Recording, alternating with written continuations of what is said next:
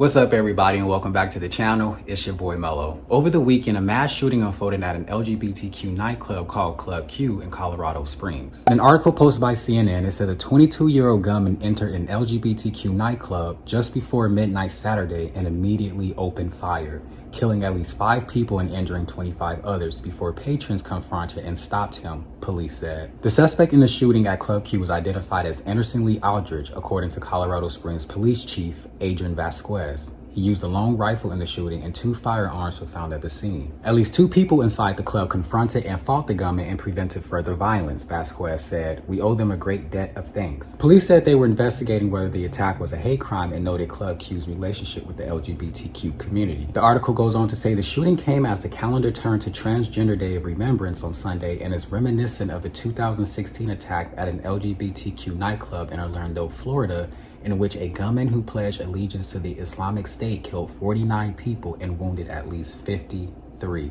According to data from the Gun Violence Archive, there have been more than 600 mass shootings in the United States so far this year, defined as an incident in which at least 4 people are shot, excluding the shooter. Go ahead and check this video out. A Colorado community is reeling after a massacre at a popular LGBTQ+ club in Colorado Springs claimed at least 5 lives. More than 24 people were hurt. In response to the brutal attack, the state's openly gay governor said, "My heart breaks." First responders arrived on the scene just minutes after the first call came in of a gunman opening fire. Witnesses say 2 heroic patrons inside stopped the shooter. Police say the 22-year-old suspect was armed with an assault-style rifle, and they're now investigating the incident as a possible hate crime. The suspect was injured and apprehended at the scene. Law enforcement officials tell ABC News that he was arrested last year after an alleged bomb threat incident. Tonight, a memorial is growing at the scene of the attack with flowers and notes left in honor of the victims. And President Biden released a statement saying we cannot and must not tolerate hate. We have team coverage beginning with ABC's chief national correspondent Matt Gutman from Colorado Springs. Tonight, that deadly shooting inside an LGBTQ nightclub in Colorado Springs. We do have multiple criticals. 5 people killed, at least 25 wounded in the latest mass shooting to rip into a community in America. Clothes and medical supplies left strewn on the sidewalk, remnants of the panic and chaos there. Survivor Joshua Thurman was celebrating his birthday and was dancing inside Club Q, the only nightclub of its kind in this city, when he heard the gunshots. It was so scary. I heard shots, broken glass, bodies. It was... How? Why?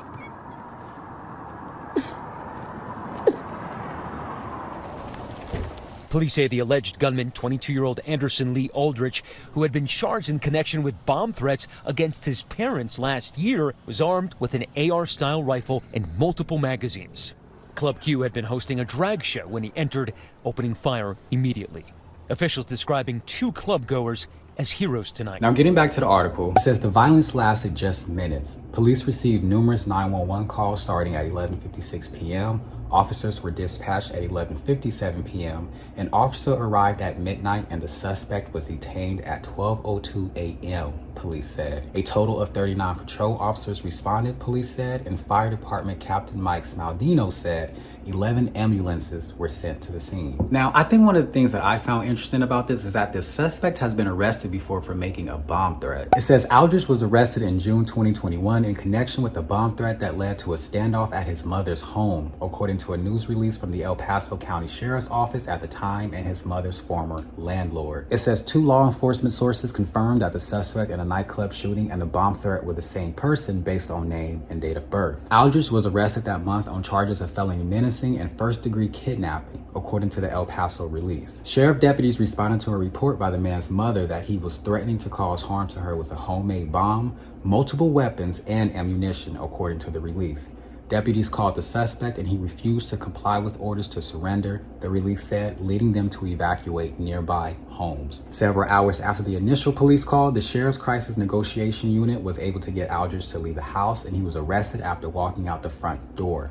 Authorities did not find any explosives in the home. Here's what I think. You know, mass shootings are never easy to hear about, and I can't imagine going through one. Something I've noticed is that these shooters are getting younger and younger. If you all recall, just this year back in May, there was the Uvalde school shooting. 18-year-old Salvador fatally shot 19 students, 2 teachers, and ended up wounding 17 others. Now we have a 22-year-old at the center of this crime. At 25 years of age, I have never held a real gun in my life, let alone have I shot one. So honestly, my mind is a little blown by how people younger than me can have access to these weapons. As the article said, just this year alone, we have had 600 mass shootings. Obviously, America has a gun problem, and a lot of people seem to think that some type of gun control needs to be implemented. You know, I think we as humans like to complicate things, but if you filter through everything and you look at it on a very basic level, it's not complicated at all. Gun control will never happen in America because it's white men who will be affected by it the most. And whether we all want to admit it or not, white men do run America. In an article posted by CNN, it says white men have the highest rates of gun ownership. 3 in 10 adults say they personally own a gun, while 4 in 10 say they live in a household where someone owns a gun. On the whole, gun owners are more likely to be white and male. They're also more likely to live in rural areas and identify as Republican. Now, keep that in mind that they identify as Republican. That'll be very important as we move forward. About 48% of white men say they own a gun.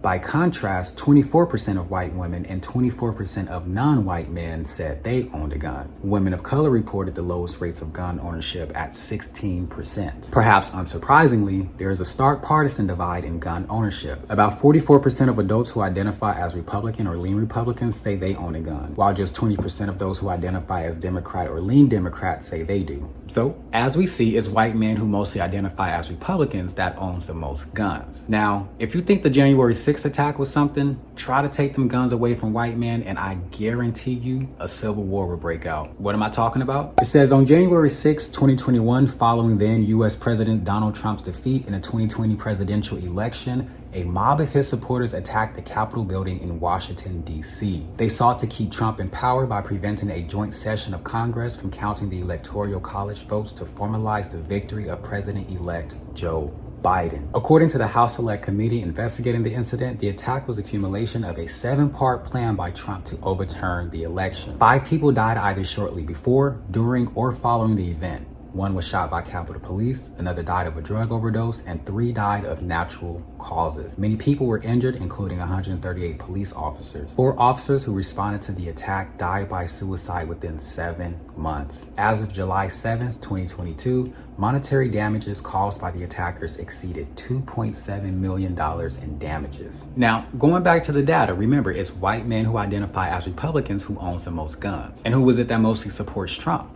White Republicans, right? So let's tie it all together. White people have proven that they will come together and stand up for something that they believe in, as we see with the Capitol attack. Do you think for 1 second white men would be willing to give up their guns or even have some sort of gun law implemented? No, because it goes against the very essence of their white privilege. And white privilege to them means they could do whatever they want, however they want. You know, sometimes I look at things through a very black and white lens because that's how America operates, unfortunately, whether we want to admit it or not. Again, we like to complicate things, but it is not complicated at all. America will never have gun control because it is white men who will be affected by that change the most. You know, I understand these topics can be hard to talk about, but they need to be talked about. Once we realize and face the truth, then we can come up with a plan on how to move forward. And to be honest, I don't even know how something like gun control can be implemented at this point, but I think something has to give. May the victims rest in peace, and my condolences definitely go out to the victim's family of the nightclub shooting. I'm also wishing those wounded a speedy recovery. You know, this is a developing story, so I'm sure more information will be released later down the pipeline. But in the meantime, I'm wishing everyone out there safety, and I just want to encourage you all to be a little bit more vigilant out there. These are definitely scary times we're living in. If you enjoyed today's video, please go ahead and give it a thumbs up or a thumbs down, as that's okay too. You know, we agree to disagree sometimes over here. But whether you gave this video a thumbs up or a thumbs down, go ahead and drop a comment down below and let me know your thoughts on the video. What do you think of yet another mass shooting in America? Do you think that some type of gun control can be implemented at this point? And as always, if you're not already, please go ahead and subscribe to the channel, as I am on the journey to 100 subscribers. I hope everyone has a great rest of their day. Stay safe out there, and I'll catch you all